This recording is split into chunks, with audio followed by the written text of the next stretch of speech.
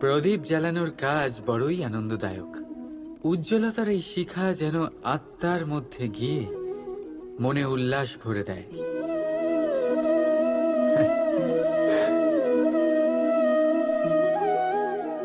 এ আমি কি করলাম? আমি একে নিভিয়ে দিলাম, অথচ এই দিয়েই আমি অন্য প্রদীপগুলি জ্বালিয়েছিলাম। কারণ যতক্ষণ এই শিখা অন্য প্রদীপগুলিকে জ্বালাচ্ছিল ততক্ষণ এই নিজেও জ্বলছিল, কিন্তু যেই ও এই কাজ করা ছেড়ে দিল তখন একেও নিভতে হলো। বুঝলেন? সেরকমই জীবন হলো উজ্জ্বলতা দেওয়ার আরেক নাম। যদি জীবনে শুভ কাজ করেন, অপরের উপকার করেন, অন্যদের সহায়তা করেন, তাহলেই জীবিত থাকবেন। আর যেদিন এই কাজ করা আপনি বন্ধ করে দেবেন,